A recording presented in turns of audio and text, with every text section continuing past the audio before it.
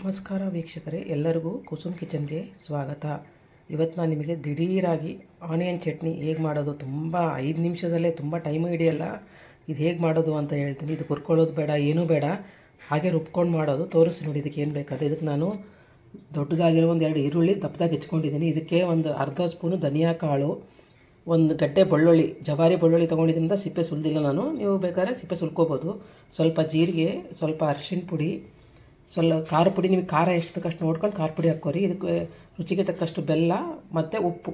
ಇದು ಹೇಗೆ ಮಾಡೋದು ಅಂತ ನಾನು ಹೇಳ್ತೀನಿ ಈಗ. ಮತ್ತು ಇದಕ್ಕೆ ಹುಣಸೆಹಣ್ಣು ಕೂಡ ಬೇಕಾಗುತ್ತೆ. ಇದರಲ್ಲಿ ನೆನೆಸಿಡೋದು ಬೇಡ, ಹಾಗೆ ಹಾಕೋದು ಹುಣಸೆಹಣ್ಣು. ಇದನ್ನು ದಿಢೀರಾಗಿ ಮಾಡ್ಕೋಬೋದು. ಯಾರಾದರೂ ಮನೆಗೆ ಬಂದರೆ ಇಮಿಡಿಯೇಟಾಗಿ ಒಂದು 5 ನಿಮಿಷದಲ್ಲೇ ಮಾಡ್ಕೋಬೋದು. ಸ್ವಲ್ಪ ಚಪಾತಿಗೆ ಪಲ್ಯ ಇಲ್ಲ, ಏನೂ ಇಲ್ಲ ಅಂದಾಗೂ ಈರುಳ್ಳಿ ಚಟ್ನಿ ಮಾಡ್ಕೋಬೋದು. ನೀವು ದೋಸೆಗಾಗಲಿ, ಇಡ್ಲಿಗಾಗಲಿ, ಅನ್ನಕ್ಕಾಗಲಿ ಒಳ್ಳೆ ಕಾಂಬಿನೇಷನ್ನು. ಹೇಗೆ ಮಾಡೋದು ಅಂತ ತೋರಿಸ್ತೀನಿ ಈಗ. ಒಂದು ಜಾರ್ ತೊಗೊಂಡಿದ್ದೀನಿ. ಈ ಜಾರಿಗೆ ನಾನು ಫಸ್ಟು ಈರುಳ್ಳಿ ಹಾಕ್ತಾಯಿದ್ದೀನಿ. ನಾನು 2 ಈರುಳ್ಳಿ ತೊಗೊಂಡಿದ್ದೀನಿ. ನಿಮ್ಗೆ ಎಷ್ಟು ಕ್ವಾಂಟಿಟಿ ಬೇಕಾಗುತ್ತೋ ಅಷ್ಟು ನೋಡಿಕೊಂಡು ನೀವು ಈರುಳ್ಳಿ ಹಾಕ್ಕೊರಿ. ಈರುಳ್ಳಿ ನೋಡಿ, ನಾನು 2 ಈರುಳ್ಳಿ, ಒಂದು ಸ್ವಲ್ಪ ಹುಣಸೆಹಣ್ಣು ಹಾಕಿದ್ದೀನಿ. ಆಮೇಲೆ ಇದಕ್ಕೆ ಖಾರ ಪುಡಿ, ಅರಿಶಿಣ ಪುಡಿ, ಉಪ್ಪು, ಬೆಲ್ಲ, ಬೆಳ್ಳುಳ್ಳಿ, ಜೀರಿಗೆ ಮತ್ತು ಧನಿಯಾಕಾಳು ಎಲ್ಲನೂ ಹಾಕ್ಬಿಡ್ತೀನಿ. ಖಂಡಿತ ಟ್ರೈ ಮಾಡಿ, ತುಂಬಾ ರುಚಿಯಾಗಿರುತ್ತೆ ಮತ್ತು ತುಂಬ ಟೈಮು ಹಿಡಿಯಲ್ಲ. ಇದು ಎಲ್ಲ ಹಾಕ್ಬಿಟ್ಟಿದ್ದೀನಿ, ಹುರ್ಕೊಳ್ಳೋ ಅವಶ್ಯಕತೆನೇ ಇಲ್ಲ. ಈಗ ಹಸಿದಾಗೆ ಮಾಡ್ಕೋಬೇಕು.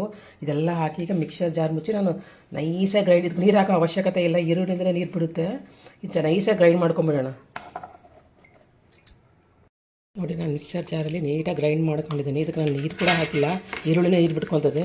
ನೋಡಿ, ಈರುಳ್ಳಿ ಚಟ್ನಿ ರೆಡಿಯಾಗಿದೆ. ಇದು ಎಷ್ಟು ಸುಲಭವಾಗಿ ಮಾಡ್ಕೋಬೋದು. ಹುರ್ಕೋಬೇಕು, ಮಾಡಬೇಕು ಅನ್ನೋ ಏನೂ ಅವಶ್ಯಕತೆ ಇಲ್ಲ. ಈಗ ಚಟ್ನಿ ರೆಡಿಯಾಗಿದೆ. ಇದಕ್ಕೆ ನಾವು ಒಗ್ಗರಣೆ ಹಾಕೋಣ. ಈಗ ನೋಡಿ, ಒಂದು ಅಗಲವಾದ ಕಡಾಯಿ ತೊಗೊಂಡಿದ್ದು, ದಪ್ಪ ಇರೋ ಕಡಾಯಿ ತೊಗೊರಿ. ಇದು ಕಡಾಯಿ ಬಿಸಿ ಆದಮೇಲೆ ಇದಕ್ಕೆ ಸ್ವಲ್ಪ ಎಣ್ಣೆ ಹಾಕಬೇಕು. ಸ್ವಲ್ಪ ಎಣ್ಣೆ ಜಾಸ್ತಿ ಬೇಕಾಗುತ್ತೆ. ಇದಕ್ಕೆ ಎಣ್ಣೆ ಹಾಕಬೇಕು. ಎಣ್ಣೆ ಜಾಸ್ತಿ ಹಾಕಿದರೆ ಒಂದು 4-5 ದಿವಸ ನೀವು ಕೆಳ್ಳಿದಂಗೆ ಇಟ್ಕೋಬೋದು ಇದನ್ನು. ಈಗ ಎಣ್ಣೆ ಸ್ವಲ್ಪ ಬಿಸಿ ಆಗಲಿ. ನೋಡಿ, ಎಣ್ಣೆ ಕಾದಿದೆ. ಎಣ್ಣೆ ಕಾದ್ಮೇಲೆ ಇದಕ್ಕೆ ಒಂದು 2 ಸ್ಪೂನ್ ಸಾಸಿವೆ ಹಾಕ್ತಾಯಿದ್ದೀನಿ. ಮತ್ತು ಒಂದು ಸ್ವಲ್ಪ ಇಂಗು. ಸಾಸಿವೆ ಆದಮೇಲೆ ನಾವು ಈ ಚಟ್ನಿ ಏನು ರುಬ್ಕೊಂಡಿದ್ದೆ ಅದನ್ನು ಹಾಕೋಣ. ನೋಡಿ, ಈಗ ಸಾಸಿವೆ ಆಗಿದೆ. ಸಾಸಿವೆ ಆದಮೇಲೆ ನಾವು ಚಟ್ನಿ ಏನು ರುಬ್ಕೊಂಡಿದ್ವಲ್ಲ ಅದನ್ನು ಇದಕ್ಕೆ ಹಾಕ್ತಾಯಿದ್ದೀನಿ. ಆದಷ್ಟು ಲೋ ಫ್ಲೇಮಲ್ಲೇ ಮಾಡ್ಕೊರಿ. ಇದನ್ನು ತುಂಬಾ ರುಚಿಯಾಗಿರುತ್ತೆ. ಅನ್ನಕ್ಕೆ ಬರೀ ತುಪ್ಪ ಹಚ್ಕೊಂಡು ಇದನ್ನು ಚಟ್ನಿ ಹಚ್ಕೊಂಡ್ರೆ ಅದು ದೋಸೆಗಾಗಲಿ, ಇಡ್ಲಿಗಾಗಲಿ, ಚಪಾತಿಗಾಗಲಿ, ನೀವು ಅದಕ್ಕಾದ್ರೂ ರೊಟ್ಟಿಗಾದ್ರೂ ಹಚ್ಕೊಂಡು ತಿನ್ಬೋದು. ಇದು ತುಂಬಾ ರುಚಿಯಾಗಿರುತ್ತೆ. ನೋಡಿ, ಇದರಲ್ಲಿ ನಾವು ಒಂದು 2 ನಿಮಿಷದ ಕಾಲ ಚೆನ್ನಾಗಿ ಇದನ್ನು, ಇದು ಸ್ವಲ್ಪ ಈ ಕಲರ್ ನೋಡಿ ಹೀಗಿದೆ, ಸ್ವಲ್ಪ ಇನ್ನೂ ಕಲರ್ ರೆಡ್ ಬರೋತಂಕ ಚೆನ್ನಾಗಿ ಎಣ್ಣೆ ಒಳಗೆ ಇದು ಮಾಡ್ಕೊಳ್ಳೋಣ. ನೀಟಾಗಿ ಲೋ ಫ್ಲೇಮಲ್ಲೇ ಫ್ರೈ ಮಾಡ್ಕೊಂಬಿಡೋಣ ಒಂದು 5 ನಿಮಿಷದ ಕಾಲ. ನೋಡಿ, ಕಲರ್ ಹೇಗಿದೆ, ಕಲರು ಚೇಂಜ್ ಆಗುತ್ತೆ. ಕಲರ್ ಈಗ ನಾವು ನೀಟಾಗಿ ನಿಧಾನಕ್ಕೆ ಎಣ್ಣೆನ ಲೋ ಫ್ಲೇಮಲ್ಲಿ ಇಟ್ಕೊಂಡು ಚೆನ್ನಾಗಿ ಹುರ್ಕೊಂಬಿಡೋಣ. ಸ್ವಲ್ಪ ಹಸಿ ವಾಸನೆ ಹೋಗ್ಬೇಕು ಈರುಳ್ಳಿದು. ನೋಡಿ, ನಾನು 5 ನಿಮಿಷದ ಕಾಲ ಲೋ ಫ್ಲೇಮಲ್ಲಿ ಚೆನ್ನಾಗಿ ಎಣ್ಣೆ ಒಳಗೆ ಚೆನ್ನಾಗಿ ಹಸಿ ವಾಸನೆ ಹೋಗೋ ತನಕ ಬಾಡಿಸ್ಕೊಂಡಿದ್ದೀನಿ. ನೋಡಿ, ಈಗ ಚೆನ್ನಾಗಿದೆ, ಎಲ್ಲ ಅಂಟ್ಕೊತಾ ಇಲ್ಲ. ನೋಡಿ, ಚಟ್ನಿ ಅದು ಈರುಳ್ಳಿ ಚಟ್ನಿ ರೆಡಿಯಾಗಿದೆ. ಖಂಡಿತ ಟ್ರೈ ಮಾಡಿ. 5 ನಿಮಿಷದಲ್ಲೇ ಮಾಡ್ಕೊಳ್ಳೋದು. ಹುರ್ಕೊಳ್ಳೋ ಅವಶ್ಯಕತೆನೇ ಇಲ್ಲ. ದೋಸೆಗಾಗಲಿ, ಇಡ್ಲಿಗಾಗಲಿ, ಬಿಸಿ ಅನ್ನಕ್ಕೆ, ಚಪಾತಿಗೆ ಒಳ್ಳೆ ಕಾಂಬಿನೇಷನ್ನು. ಖಂಡಿತ ಟ್ರೈ ಮಾಡಿ.